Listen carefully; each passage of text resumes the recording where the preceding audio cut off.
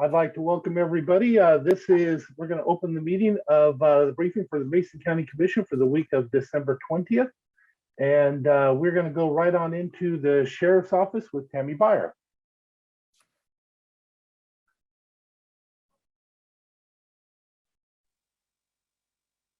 Is Tami on? I don't see her yet.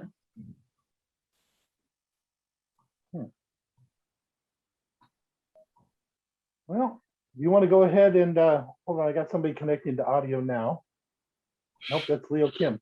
Do we want to go ahead and shift on over to the support services with Mark Neary? Mark, are you ready to go a little early? Absolutely, we're ready to go. All right, let's go ahead and do it.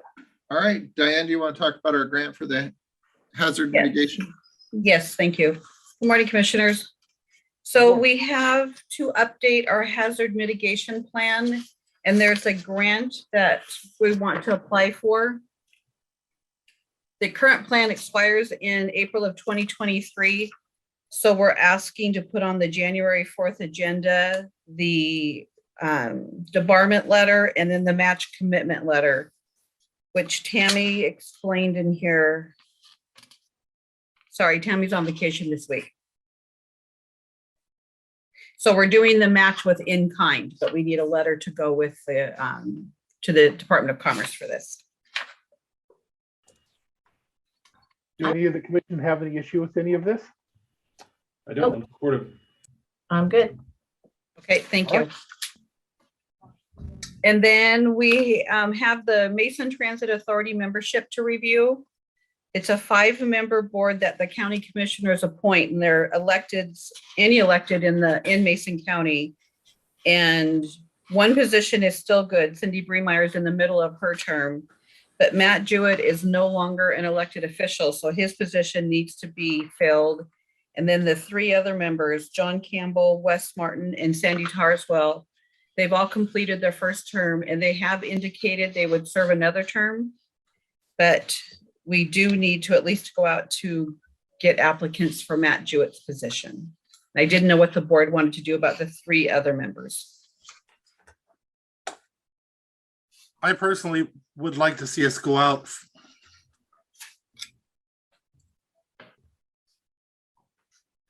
For all 3? Yes, for all positions. Okay, I can live with that.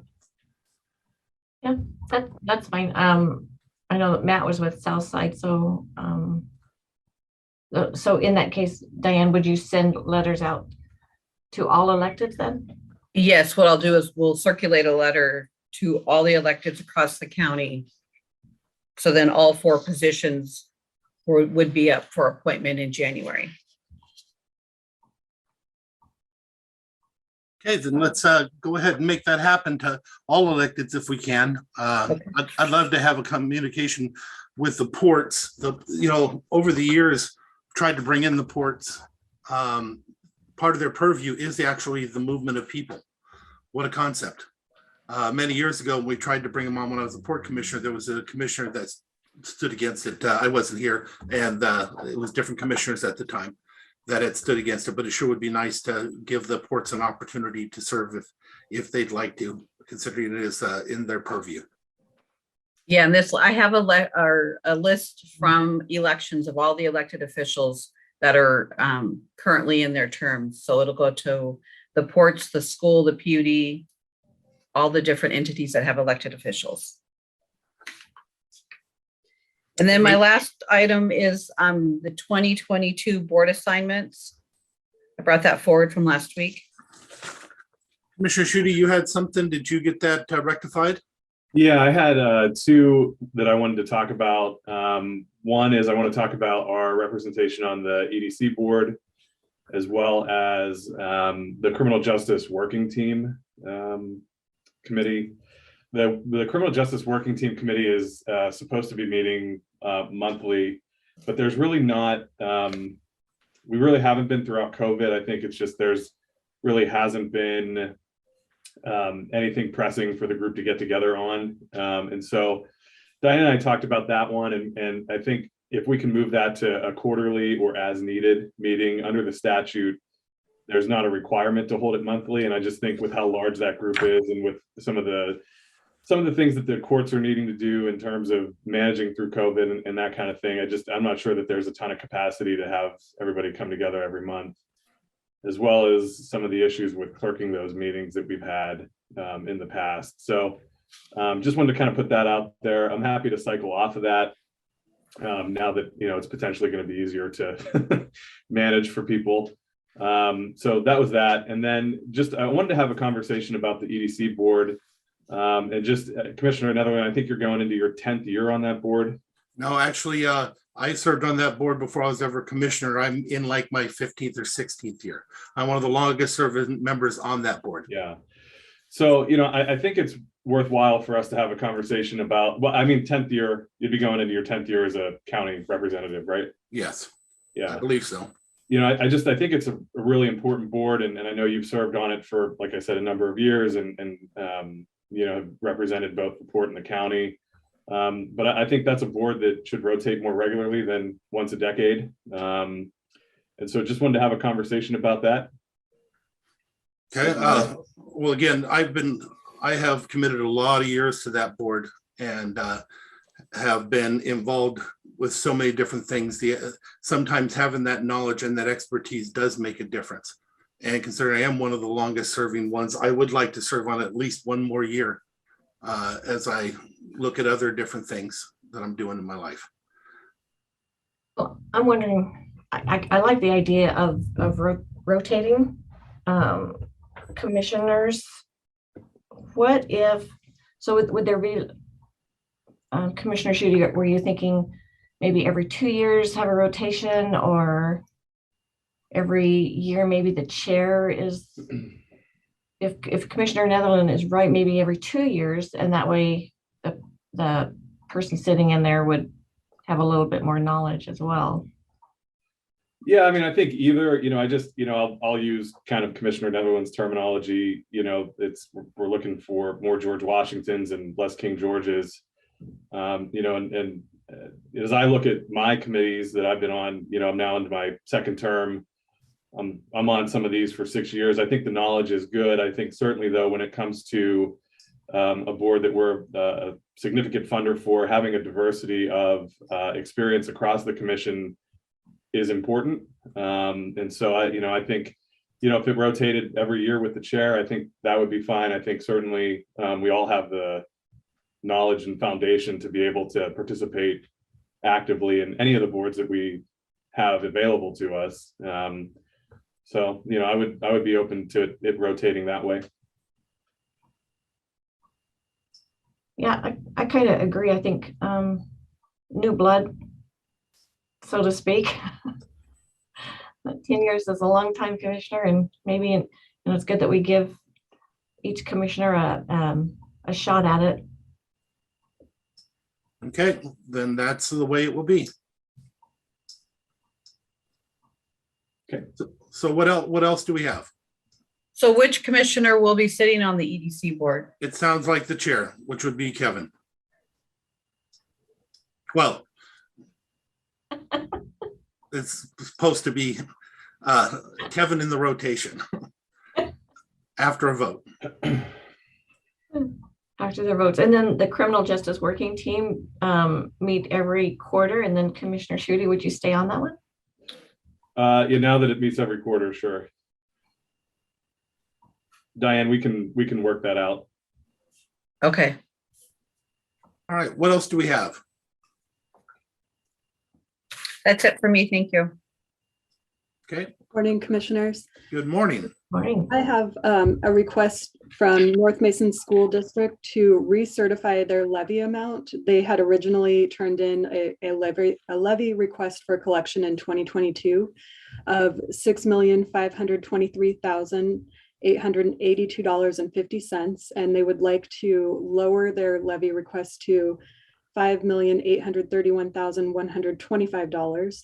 And in order for them to do this, because we already certified our levies to the assessor, we would need to pass a new resolution, which is provided in your packet. I don't see any problem with this since it's only going to lower people's taxes, so no cause for alarm there. So, and next year we can put in some wording into our resolution in case this happens again, to where we would just have to provide written notice to the commission rather than pass another resolution. So if everybody is okay with that, I would like to place this on tomorrow's action agenda if possible. Anybody have any heartburn with that? Nope. Okay, Great. we'll make it happen. Thank you. And that's all I have for you. Mark, what you got next? I was looking for TJ. It's going to talk about our Elma. We have an Elma phone line that we haven't used in a really long time. There he is. Morning. Good morning. So I want to discuss, get your guys' input on our Elma foreign exchange line. There's a line that was set up a long time ago to allow local calling to the county from, I guess we have a small group out in Elma that uses Elma phone lines, but are in our county. So this allows them to call us without getting billed for long distance. It hasn't worked in over 6 months.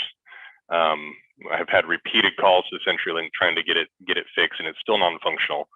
To my knowledge, we've only had one complaint about it over a 6 month time, and we spend $80 a month on it. So I came to the conclusion I don't think it's really in use anymore, and want to see how you guys felt about canceling that service. Commissioner Schutte, I believe that's your district. Yeah, thanks. Well, and it was a really good conversation about this at the IT steering committee. And just one of the things that we talked about was just the prevalence of people using cell phones versus landlines, and the long distance element of it really not being as impactful as it had been in the past. And so the IT steering committee is supportive of this. Nominal cost savings, but just it kind of clears it off of the books, and I think it's a worthwhile move. Commissioner Trask, any comment? No, I think if an IT committee says it's good to go, then I'll support it. Same here. Okay. Thank you. Thank you. All right, next up on the list I have for you is a lease of a building for our facilities department. It's actually a little bit more than facilities. So we were recently notified by the owner of the building that we currently lease, and the space is utilized for some sheriff storage. We have quite a few records boxes in there. Our facilities group work out of it.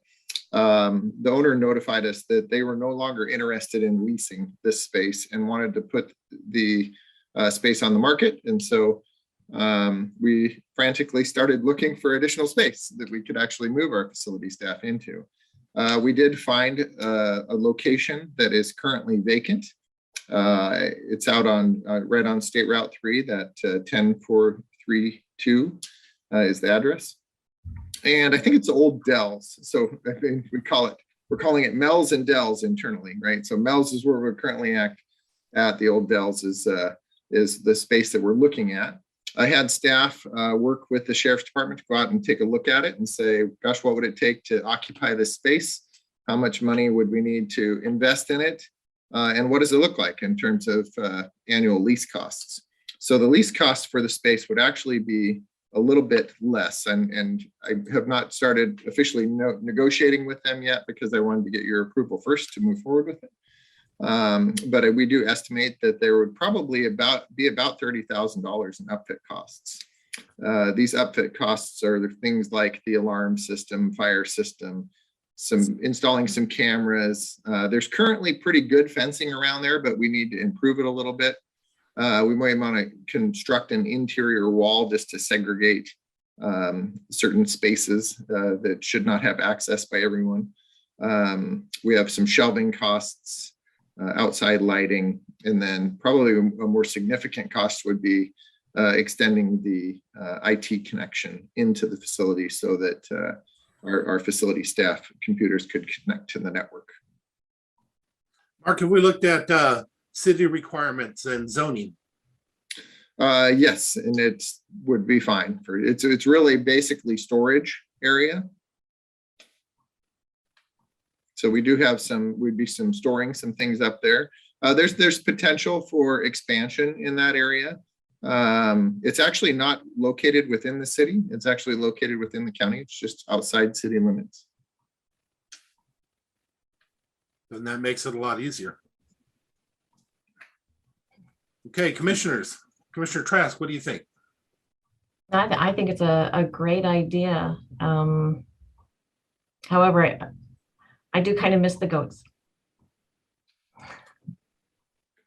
Commissioner Schutte? Yeah, I think it's a great idea, and Mark, wish you all the best in negotiating. Okay, so it sounds like we have unanimous to go ahead and move forward, Mark. Thank you, sir. I think I'm going to put that on your agenda tomorrow to make an official action to. Would that be authorize coming? me. Yeah, would that be coming out of the REIT funds? I thought it would come out of current expense, but if REIT is an option, No, absolutely. I meant the upfit. Yes, that's what I was talking about too. I thought it would be coming out of current expense, but if we have an option to pay for it out of real estate excise tax and have capacity in there, I'll talk with Jen about that. Thank you. And then I can bring that to you tomorrow and specifically identify the source. Okay. Commissioners, you comfortable with that? I am. Yep. All right, what else we got? Who's next on our list? Let me navigate back there real quick. See, is our sheriff's office here? Do we want to go back to that, Commissioner? Well, let's finish yours, and if when you're done with that, then we will call for the sheriff's office. Oh, that was all for me. Looks like that we were going to go into indigent defense if you want to head on to Peter Jones. No, is Tami, are you on yet? I am, Commissioner. Thank Okay. you. Then Mark, before we move on, is any questions for Mark or comments for Mark? I have some commissioner discussion, but I think we could probably hold it. No, let's go ahead and do it, and then we'll go Okay. to Tami. Sorry, Tami, go ahead, Commissioner. I'll try to be brief with this. So just both for Mark and Commissioner Netherland. So I'm sure you saw the letter that we received from the county auditor's office last week regarding the missing budget for the housing authority. And so Commissioner, I know you're serving on there kind of as an ex officio member representing us. We've sent some money over there, I think about $100,000 to, put in place some staffing. But I want to know I was sort of surprised by this. So I want to know what's going on with it and why we had to find out about it from the county auditor, and just what's our plan to address it since we're invested in it. And I myself had heard about it the same way you did. It never came up in Yeah. a meeting. So right now I know that there's some issues going on with family member, but I will reach out and see what we can find out what's going on there. Okay. Commissioner Netherland, would you like me to do that for you? Yeah, please go ahead and reach out with that, but just be aware. Yes, absolutely. I'm aware. Thank you. And then Mark, if you could just circle back with all of us so we know what the plan is. Absolutely. That's all I had. Thank you. Okay. Commissioner Trask, do you have anything? Nothing. All right, then thank you very much, Mark and staff. We're going to go ahead and move to the sheriff's office with Tami Beyer, please. Morning, Commissioners. Sorry about earlier. That's what happens when you don't do this often and you hit the wrong link. So here today about change in fees. So with the implementation of the body worn video cameras comes public disclosure. So today's briefing is to ask the commissioners to amend the resolution, the fee resolution and the county public disclosure policy to allow us to charge for video redaction as allowed in 4256. And you've run all this by Tim? Yes, he has been involved in the process. And he signed off, or? He said to go ahead with the briefing. Okay, thank you. Commissioner Trask, comments? Yeah, no, I think it's a good idea. I know Seattle is doing the same thing. And I like having the formula based on the person's salary, the one that's doing it. So I think that's what you had in your briefing. So I'm good with it. I found it interesting because this is the first time I'd ever even seen a fee like that. So it definitely will have an impact on frivolous, without a doubt. Hopefully there's still the ability to do what they need to do for the public at the same time. Commissioner Schutte? Yeah, well, we all know how those frivolous records requests go. Good to avoid those. But yeah, I think it's really good. And, I want to give credit to the sheriff's office. I had an opportunity to see these in use a couple of weeks ago, and I know that it's already paying dividends and being able to mitigate some of the claims that are made against the sheriff's office. When there's conclusive video and audio evidence, it protects the community and our deputies. And so excited to move this forward and appreciate the sheriff's office implementing this. Yeah, I think it's definitely a good thing. Thank you. It's also So we're important. unanimous on moving it forward, Commission? Yeah, I think it's also important to point out that there are still folks that get this due to the cases. So victims, the attorneys representing clients. So those are still available to them at no cost. Absolutely. Okay, anything else for us, Tami? Nope, that's it for me. Thank you. Does anybody have anything for Tami?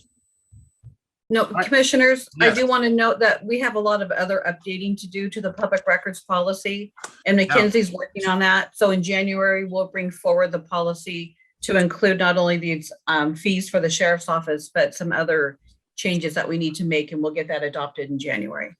Wonderful. Okay, thank you very much, Tami. Thank you. All right, Peter, are you on here?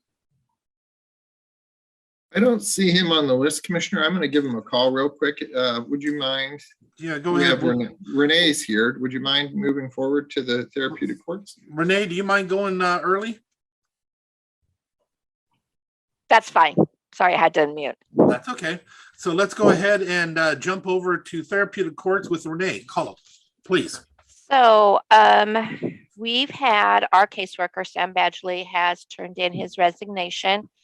So I am asking the board for approval to post and hire for his position as caseworker.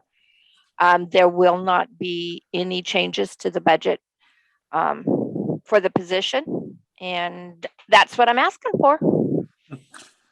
We needed you to take up more time than that, but Well, I could tell you what a great job he's done and how hard it's going to be to find somebody. Commissioners, do you have any issue with moving forward on this? No, not at all. Wish Sam all the best. He was great. He is good. No, I have no issues, but I do have a question for Mark. Maybe on the process. So if this position is already in the budget, does it have to come before the board to be approved? I think it's just, I don't know, just a question. Yeah, that's a great question. I'm actually looking for a way to document how we want to move forward as we go into 2022. Definitely want the board to be aware, and if new positions need to be created, the board should have the authority to approve those. Where we have existing positions, I think it's always a good opportunity to look and see, is it classified correctly? Is it the right position? And if we make changes to it, that we can come back to the board. But defining that process of where do we have to bring things back to the board versus where can we just allow the administration of the individual department or office to move forward with replacing an existing position where there are no changes. I would love to define that. For history to the commission and to Mark, this came about at a time when the budget was at times even being misused, and it was really bad. So in order to gain control over that, this was implemented. It may be a different time now, and different things are maybe required. It is sure nice to always know what's happening when there is a change and what that means. But I don't think the original purpose still exists today as it was when we first restricted all hiring to come back to the commission. That's just an opinion from history. Commissioner Schutte? Yeah, certainly. I kind of came into the tail end of that. But this is a good opportunity, Mark, to put a little bit of thought into what's the most efficient way to do it. And and I think the budget is the is where we've made those overarching decisions about positions and those types of things. To Commissioner Netherland's point, it would be great to know. I mean, it's nice to have Renee, visit with us and let us know that there's going to be a change in her office. If there's a better way for us to do that and not make them come through for an official, briefing like this, if that's something that you could address, personnel actions monthly with the commission, so we know when folks are coming and going, that might be a way to do it outside of this, so that we're all kind of on the same page with it. But yeah, I mean, I feel like, we're kind of in a different era now than we were. And I'm sure Renee probably has better use for that 10 minutes. Okay, so Mark, if you don't mind, we'll look at the policy, bring it back to us, and we'll have further discussions on that. Absolutely. As for Renee, please move forward, and we look forward to hearing about your new hire. Thank you very much. And y'all have a great holiday. Merry Christmas. Thanks, Renee. Commission, if I may, this is Jim Madsen. I just for thinking about how you guys want to do this. There are times in certain departments where time is of the essence too, in trying to fill these positions, and it actually can cost us a little bit more as we're trying to backfill in detention and jail and that kind of stuff. And so just to be aware that we do love coming and giving you an insight on what's going on in our department, but sometimes we need to move quickly on these too. So just my 2 cents. Thanks. All right, thank you. So in the future though, Jim, I need you to make sure that you have the commission let them know that you'd like to speak and be called on, okay? Because quite often we don't allow for certain testimony stuff. This was not an issue, but I just want you to know that. So Mark, would you do us a favor? I see that Mr. Jones is on now. Would you please call and let others know that we may be able to move a little faster through the agenda, and they may be needed to come on, please. Absolutely. With that, Peter Jones, are you ready? I am. There he is. Merry Christmas and welcome. How can You as well. How can we help you today? Well, this one's pretty simple. We've got the contract from Lexus to provide services to the Public Defender's Office. I specifically requested that they essentially mirror what we've been doing with the prosecutor's office. And so that is what that is. This is part of our union obligation. We are supposed to be doing this as part of the union contract. We agreed to do it, and it's already built into the budget. So I think this is hopefully largely pro forma for you all. Commissioners, any discussion? No. So who would be the signatory on this? Is this a administrator signatory or? I think I'd be the signatory on it, but I wanted to run it by you first. Okay. Yeah, supportive of it. It's already budgeted. Parity is good. Yep, same, agree. If I'm going to be the signatory on it, do you need me to put this on the agenda, or can I simply sign for it? All contracts usually come before the commission. Diane, go ahead. I would say, since yes, this is under the commissioners, and if you want to give Peter permission, it would need to go on the agenda that way, so it's clear that it had commissioner approval. I'm good with that. I think that makes sense. Perfectly fine. I'll make sure it gets on there. All right, anything further for Peter? Nothing from me. Anything for him? Thanks, Peter. Hearing none. Have a great one. You as well. All right, so next up, I have community services. Dave, are you ready to go? Dave, I think we're all ready. We're all watching. So first on our agenda this morning, commissioners, is Kel.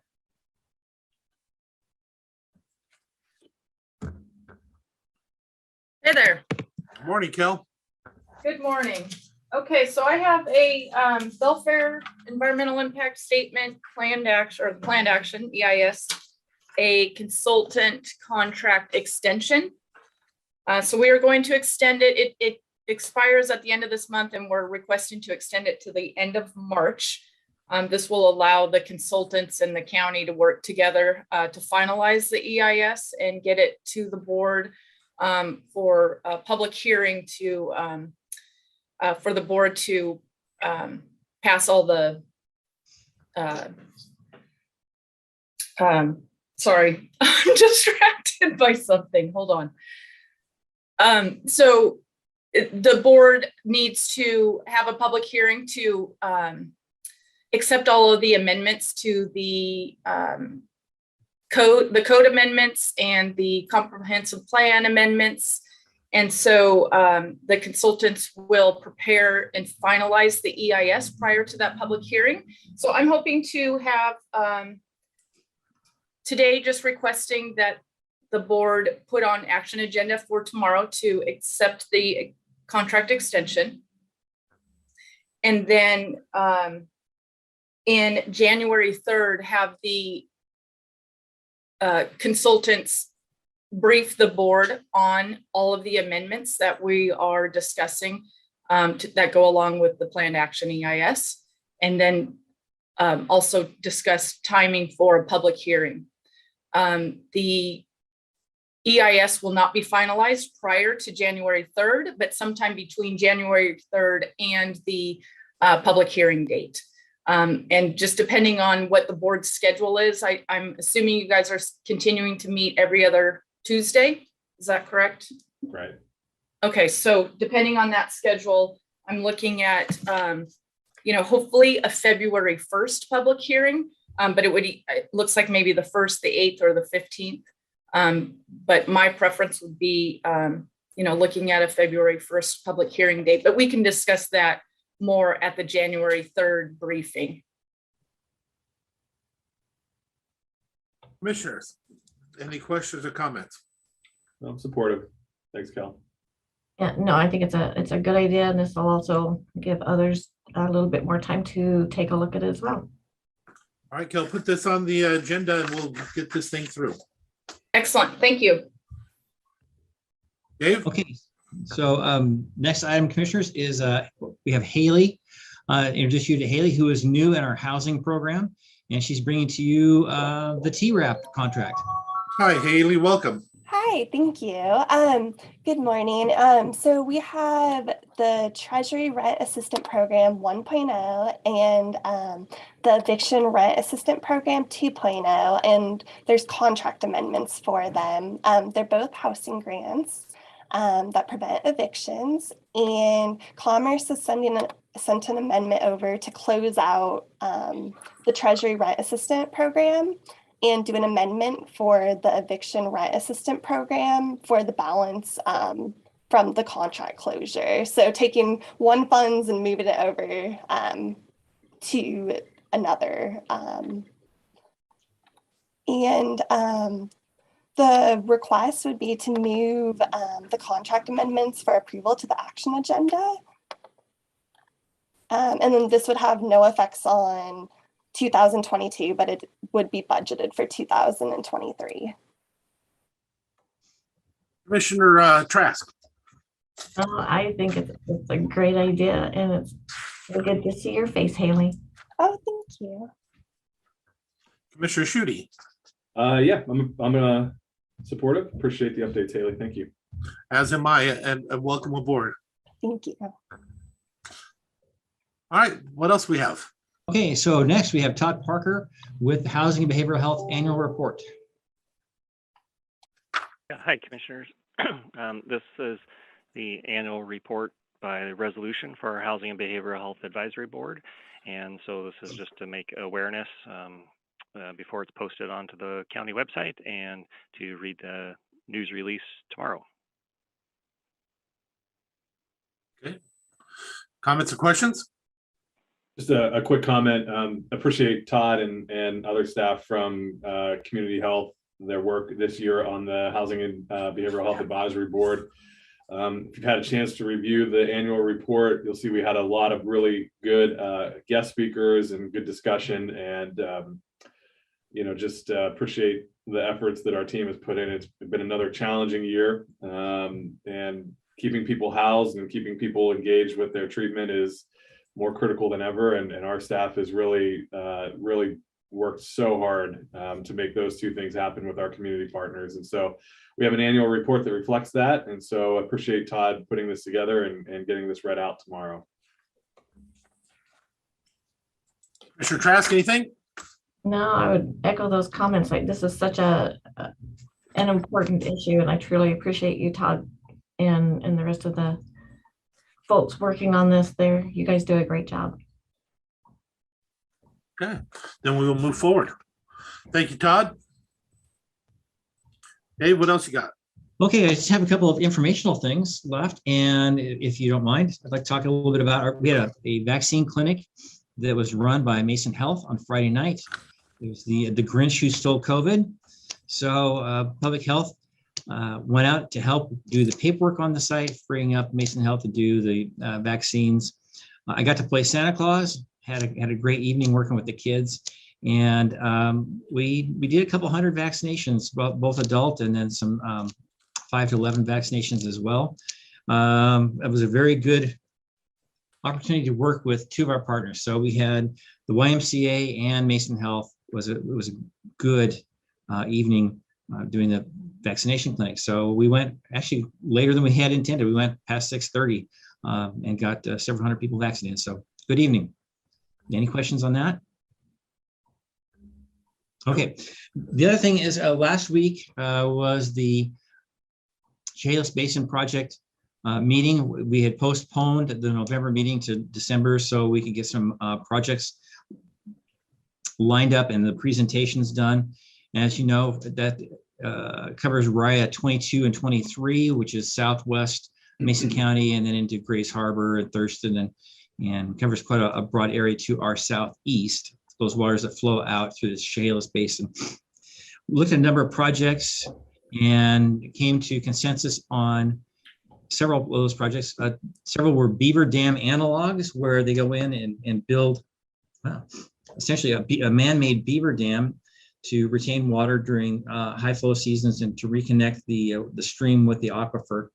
And one other project, which was sponsored by Thurston County, which was a managed aquifer recharge area, was an off-stream project that pulls water off at 0.3 CFS, cubic feet per second, during the high flow times out to a recharge area around 1,000 feet away that puts it back into the aquifer has about a 200-day travel time back into the stream, hoping to reconnect some stream flows there.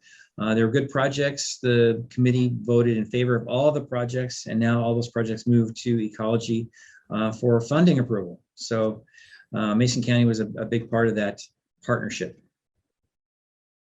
Wonderful. Okay. Anybody have any questions or comments? Kevin, I see you're on mute. No? Okay. All right. Anything else for us, Dave? That's it for me. Anything for Dave? Yep, great job. All right. Thank you very much. Thanks. Merry Christmas. Merry Christmas to you. Okay. So next up, I have Public Works.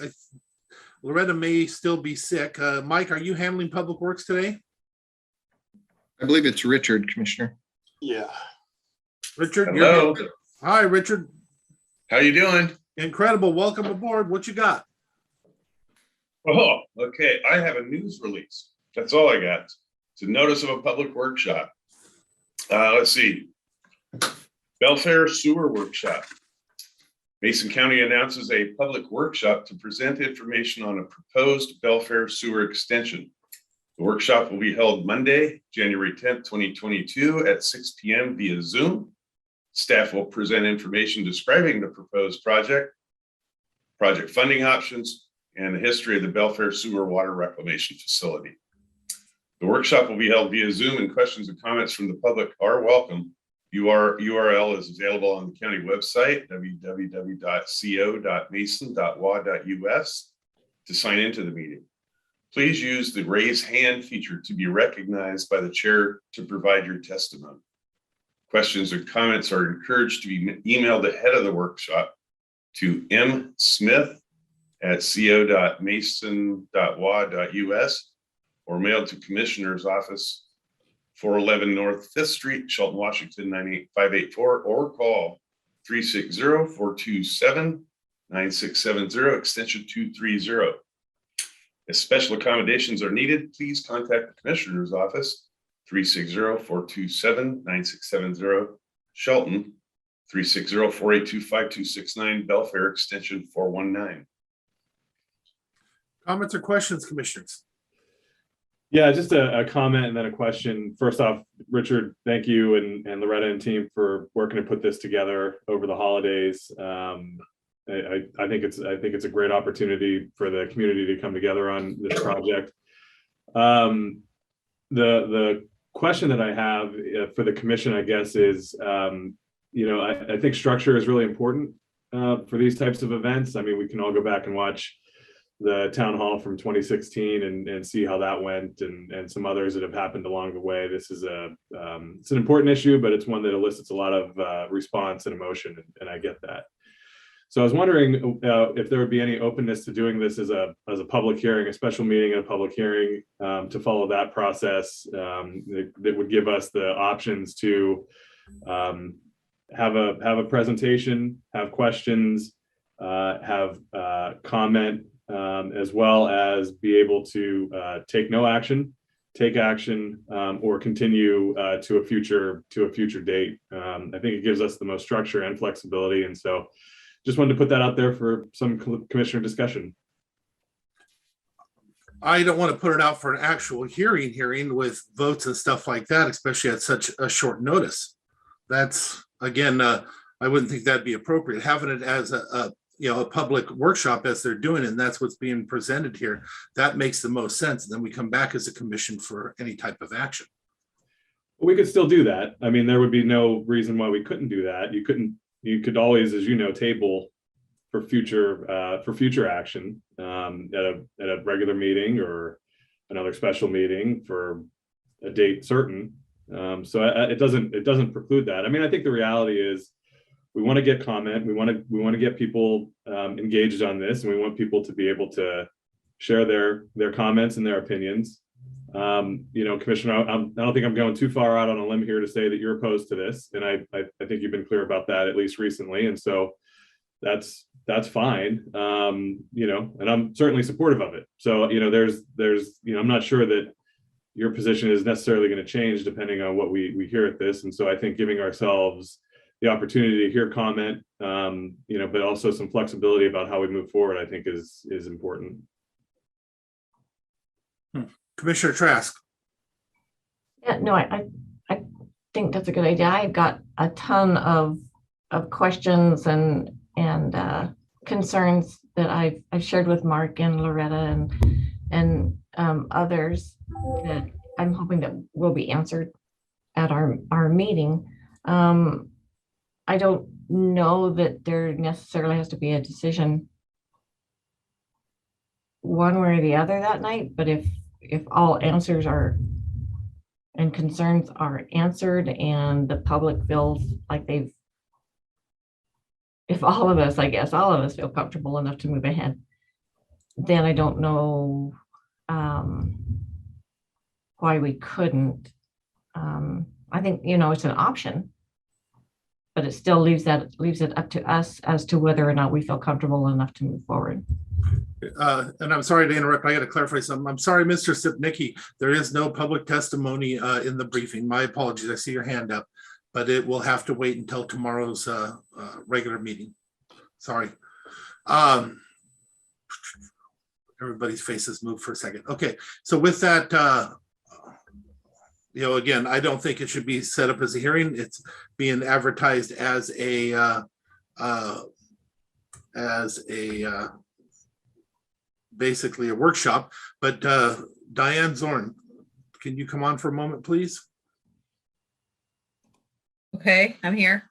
Would we have time to get it in the paper to have 2 weeks notice if it was actually held as a meeting? Yes, you could put it on tomorrow's agenda to set the hearing for January 10, and there'd be time to advertise it 2 times, yes. Okay, so the decision is in your court, Commissioner Trask, as a workshop or as a public hearing with a vote? Diane, just could we have it as a workshop / hearing, or are those considered two separate things? A public hearing is specific to take testimony And it would be then a special meeting because it would be, I imagine it would still be 6 o'clock on Monday, January 10th. Is that the intent? Yes. Or would you want it on January 4th at the regular commission meeting? No, I think we need to have it further out so that we can make sure that. On the 10th? Okay, so it would be a special meeting. And then you would take, like any hearing, you would take questions and then testimony. And then the board has the option of taking action. Or pushing it out if we don't feel comfortable voting on it yet. You could table it. Yeah, you'd be in a hearing, so you could table that hearing or act on it. Yes, or just no action and then it closes and there's nothing done. Now, one of the issues that comes up with that, if we table it, then that's expected that the community will have another opportunity to come forward at that next meeting that you have it. And it would be expected there'd be a new testimony, new conversations regarding the information or questions that we have as well. Right. And I think that's an important note, Commissioner. I think, there's always the opportunity that as people engage in the meeting on the 10th, that they hear things and they're able to digest it potentially for a little while longer, or we walk out of there, feeling confident in the decision, based on all the analysis and research that our team has put together. So that's why I think it gives us a lot more options to hear from the public. Yeah, and I'm comfortable with being able to push it out to a further date if we don't have all of our questions or concerns answered as well. So I think I don't see it as a terrible thing to do. I think it still gives the public maybe, one night, maybe more to comment. So with that, are you saying you would like to change it from a workshop to an actual public hearing with a vote? I would say a public hearing, and then we'll determine whether or not we take the vote then or push it out.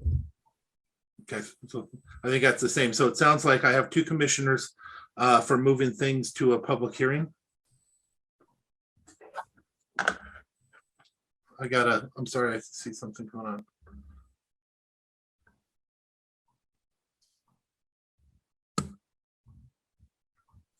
Oh, okay, so with that, commissioners, it sounds like I have two votes. Correct me if I'm wrong, Sharon, because you are the one that's going to decide this. 2 votes for changing this from a workshop to an actual public hearing where action may be taken. Right. I'm comfortable with that. We still have the opportunity to table it, or if we're comfortable, to vote on it. Okay, then that's what it will be. What else do we got? I'll place that on tomorrow's agenda then to set the hearing. Please. And then you'll need to get it advertised as quickly as you can as an actual hearing and a special meeting. Yes, Kenzie will send it to the paper right away. And so this will not be a notice from Public Works. It'll come from us. Correct? The notice, they may generate it, but the notice always comes from clerk of the board. She signs those. So we'll work with Public Works staff and get it done. Right. Thank you. Thank you. All right. What else do we have?